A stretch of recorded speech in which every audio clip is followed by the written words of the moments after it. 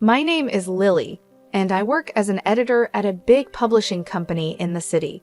I'm just an ordinary girl who likes to keep things simple. Life has always been busy for me, trying to meet deadlines while also finding some time for myself. Maybe that's why I never really got into dating. I usually enjoyed spending time alone, whether it was with a good book or taking a quiet walk in the park near my apartment. But everything changed on one sunny Sunday that seemed like any other. I was deep into a podcast, walking along without a care in the world. The park was full of people, kids running around, and pets playing. I must have lost track of where I was walking because the next thing I knew, a guy on a bicycle almost ran into me. "Watch out," he shouted, swerving at the last second. His voice was sharp, and I could tell he was annoyed. "I'm so sorry," I said quickly, taking out one of my earbuds. I hadn't realized I had wandered onto the bike path. He stopped his bike and turned around, now looking more amused than angry. "You've got to watch where you're going. This path can be a jungle sometimes." "Yeah, my bad. Totally my fault," I admitted, feeling a bit embarrassed. I brushed a stray strand of hair from my face and gave him a shy smile. He laughed, and just like that, the tension was gone. "I'm Jerry," he said, extending his hand. "Lily," I replied, shaking his hand. His handshake was firm and confident. "So, Lily, are you always this distracted, or is it just my charming presence?" he said with a playful grin that made me laugh. "Just a long week at work. My brain is already on weekend mode," I said. "Fair enough. I was just about to grab a coffee at that cafe over there." He pointed to a small place at the edge of the park. "Care to join me? You know, as a peace offering for almost running me over." I thought about it for a moment. He seemed nice, and honestly, I was curious. "Sure, I could use a coffee. Why not? It might even make for a good story," I said as we walked to the cafe. Jerry was easy to talk to. He told me about his job at a car sales company and how he liked to spend his weekends biking or hanging out with friends. He wasn't from the city. He moved here because he thought it offered more opportunities. "You know, big city dreams and all that," he said with a smirk. I shared a bit about my job too, explaining how I loved books and turned that passion into a career. "It's better than being stuck in a cubicle doing something you hate," I added. We reached the cafe and ordered our coffees. While we waited, I realized how comfortable I felt around him. It was strange because I'm usually a bit reserved around new people, but with Jerry, the conversation just flowed. After meeting Jerry, we started hanging out more. He was funny and easygoing, but it wasn't long before I started noticing little things that bothered me. At first, it was nothing major, just small comments here and there that made me raise an eyebrow.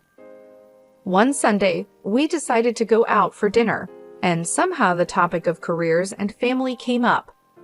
We were just chatting about work and life, nothing serious, or so I thought. "So how's the book world treating you?" Jerry asked, taking a sip of his beer. "It's busy as always. Deadlines don't stop for anyone," I replied, poking at my salad. "Yeah, I get that, but you wouldn't want to be stuck in that forever, right? I mean, eventually you'd want to settle down, maybe cut back on work hours," Jerry said casually. I paused, my fork midair. "Not really, Jerry. I love what I do. I don't see myself giving it up anytime soon, or ever, really." Jerry shrugged. "Sure, but what about when we have kids? Wouldn't you want to be around more?" The question caught me off guard. I chuckled nervously. "That's jumping way ahead, don't you think?" He laughed it off. "Yeah, you're right. Just thinking out loud, I guess." I tried to shake off the discomfort, but it lingered. A couple of weeks later, Jerry invited me to have dinner with his parents. I figured it was a good sign, thing getting serious and all. I was nervous but hopeful. That dinner, though, opened my eyes a bit more. His parents lived in a cozy, well-kept house in the suburbs. His mom, Mrs. David, was all smiles when we arrived. "Lily, so lovely to finally meet you." Jerry has told us so much about you, she gushed, pulling me into a hug. Thank you for having me, Mrs. David. It's great to meet you too, I replied. I managed to reply with a smile. Dinner was going well until Mrs. Davids started talking about family and marriage. You know, Jerry was always the responsible one, she said, serving herself more potatoes. We've always told him how important it is to find a good girl who knows how to take care of a home. Jerry's dad nodded in agreement. Absolutely, it's about building a strong foundation.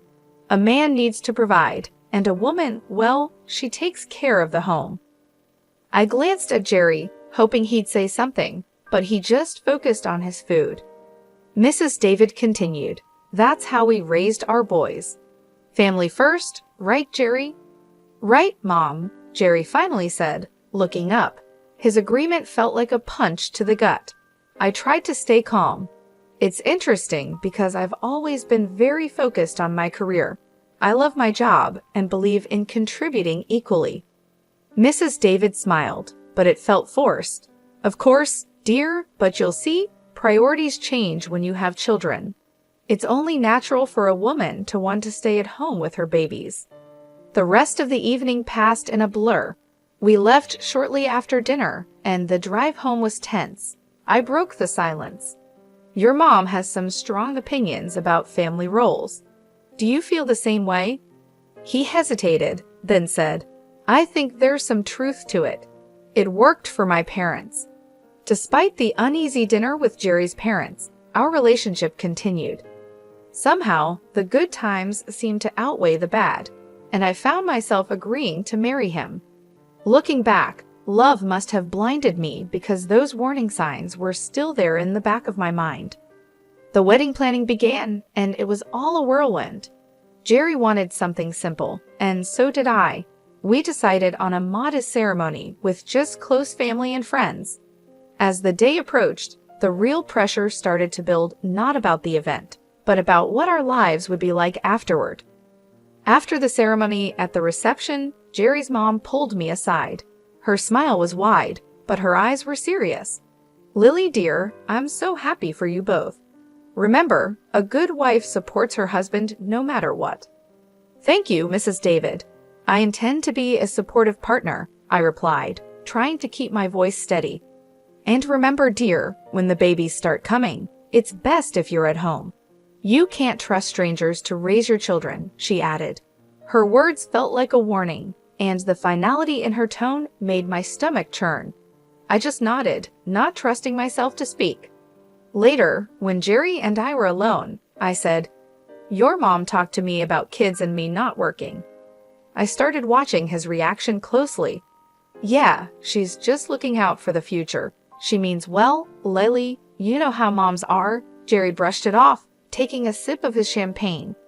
But you know I'm not planning to quit my job, right? Even when we have kids, I said, needing him to understand. Jerry paused, his face serious. We'll see, Lily. Things change. We'll do what's best for our family. After our wedding, Jerry suggested we move to a larger apartment closer to his work at the car sales company. The place was nice, bigger than our old one, but it was right next door to his parents' house. I had my doubts about why he chose this particular spot, but I agreed, hoping for the best. Once we settled in, the reality of our new life together began to show. Jerry started bringing up his idea of a traditional family more often, where he would be the breadwinner, and I would handle the household and, eventually, the kids. One evening, we sat down with our finances spread across the dining table, a mess of bills and budgets under the dim light. I tried to show him how keeping both our jobs was better, especially with the economy being unstable. Look at these numbers, Jerry. With both incomes, we're not just getting by, we're actually saving. It doesn't make sense for me to quit my job, I said, pointing at the spreadsheet. Jerry shook his head, pushing the papers away slightly. It's not just about the money, Lily. It's about having a real family life, you know, like my parents had. I sighed, feeling frustrated. But it's not the past, Jerry. Things are different now. We both need to contribute. He didn't seem convinced, and the discussion ended with a heavy silence. The situation got more complicated with his mother, Mrs. David, living so close. She dropped by often, unannounced, each visit with a new critique about how I was managing our home. One afternoon, I was sorting through some work emails when she came in without a greeting. She started inspecting the house, wiping her finger along the bookshelf, looking for dust. "Lily, you really should focus more on keeping a cleaner house. A dusty home is not a healthy home," she said, her tone sharp. I clenched my teeth, trying to stay calm. "I cleaned yesterday, Mrs. David, and I work full-time. It's just a little dust." "That's just it, you work too much. If you were home more, maybe things wouldn't slip through," she countered, walking over to the linen closet. She pulled out a sheet, checking for any signs of improper laundering. I followed her, my hands clenched into fists at my sides, trying to keep my cool. "I manage my time just fine, Mrs. David. Jerry and I are both happy with how things are," I said. She shook her head and moved to the kitchen to check the contents of our fridge. "A woman's place is taking care of her home and husband. All these modern ideas about women needing careers are nonsense."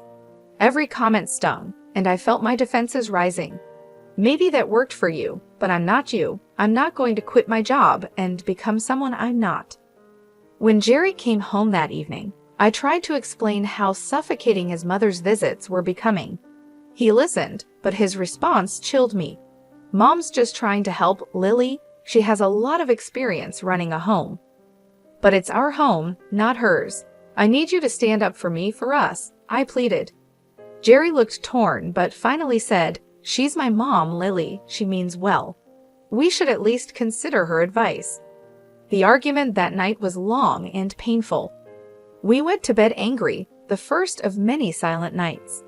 As the days turned into weeks, I felt more like an outsider in my own home, constantly judged and found wanting. The pressure to conform to an outdated idea of a wife was relentless, and my resolve to maintain my independence was tested every day. As the months passed, Jerry's complaints about me not doing enough at home started to increase. He would come home from work, look around with a scowl, and comment on the dusty shelves or the dinner that was either too bland or overcooked because I had rushed it after a long day at the publishing house. His favorite phrase became, "If you can't manage both, maybe you shouldn't be working." One evening, after a particularly harsh critique of some slightly undercooked pasta, Jerry let it drop. "Lily, I'm serious. If you can't meet me halfway and take care of the house properly, maybe we should rethink this whole arrangement," he said, implying that a divorce was on the table. I loved Jerry despite everything, and I didn't want our marriage to fail over this, so I made a decision that pained me deeply. The next day, I talked to my boss, Olivia, about quitting my job to become a full-time housewife. Olivia was shocked and tried to persuade me otherwise. "Lily, you're one of our best. Are you sure about this?" she asked, concern clear on her face. "I don't see any other way, Olivia. I have to try to make things work at home," I replied. I admitted feeling defeated. Olivia, always trying to find a solution, suggested a compromise. "What if you could work from home and manage your projects remotely? It's becoming more common now, and you wouldn't have to quit." The idea felt like a lifeline. I agreed to the arrangement but decided not to tell Jerry. Instead, I told him I had resigned. He was overjoyed, thinking I had chosen our home life over my career. So I started my new life as a housewife, seeing Jerry off to work each morning and greeting him when he came home. But as soon as he left, I would power up my laptop and dive into my editing work. It was a strange double life, but it worked. The money I earned from my remote job, I secretly saved in a separate bank account, just in case. However, living on just Jerry's salary was tougher than we thought. Despite my best efforts to save money, 5 months later, we were struggling financially. I tried to bring up the topic gently. "Jerry, I think it might be necessary for me to go back to work.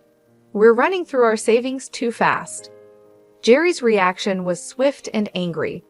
"That's because you're spending too much. You need to learn how to save properly," he snapped. I was stunned. I hadn't bought anything for myself in months, and always looked for the cheapest deals at the supermarket. His words hurt deeply, and I felt a mix of anger and humiliation. The next day, his mother came over with the intention of teaching me how to budget. She dragged me to the store and pointed out the cheapest, often lowest quality products. "Buy these, Lily. Stop wasting money on expensive stuff," she lectured as we walked down the aisles. Back home, she showed me how to dilute dish soap to make it last longer.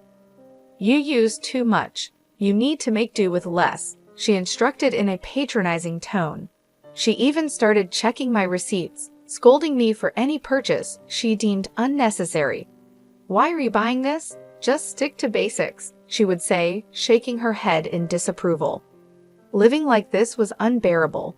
Every day felt more suffocating than the last. I was losing my sense of self to their imposed austerity, living under constant scrutiny. The situation was becoming impossible to bear. I felt trapped in a life of pretend submission, with every part of me screaming for escape.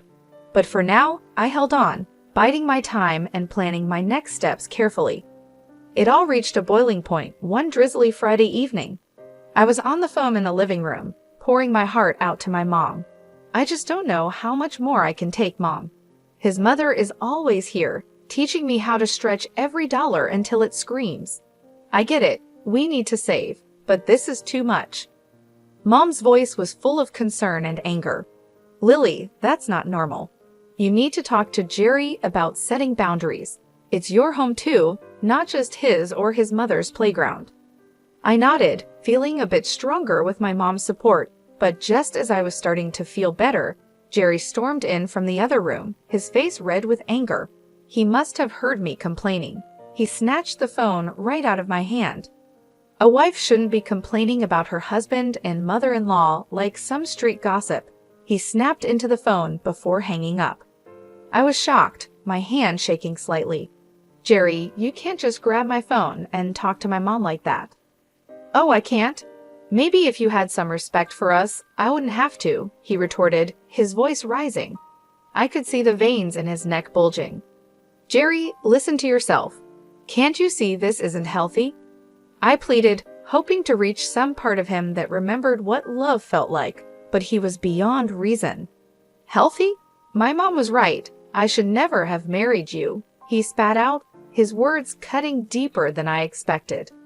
"That's enough, Jerry. I'm your wife, not some puppet you and your mom can control," I shot back, my anger flaring. "Then act like it, or leave," he shouted, his face inches from mine. I stared at him, disbelief and sadness warring inside me. "You want me to leave at 6 a.m. It's dark and pouring rain outside. If you don't like how things are, then yes, get out," he replied coldly, his eyes unyielding. I knew then that nothing I could say would change his mind or the situation. Shaking, I grabbed a few essentials, my laptop, some clothes, and my phone. When I reached for my purse, Jerry was quicker, snatching it away. "You think you're leaving with this? I earned this money, not you." "Fine, keep it," I said, my voice hollow. I couldn't believe this was happening. I called a taxi and waited by the door, my heart pounding. The taxi pulled up, and I stepped out into the cold night air, drenched by the rain. As I climbed into the car, a strange calm settled over me. I was doing this. I was leaving. Later at the hotel, as I lay in the unfamiliar bed, I felt a mix of emotions. I felt a wave of relief amidst all the chaos. Despite everything, I hadn't quit my job, and my secret savings account, which Jerry didn't know about, was now my lifeline.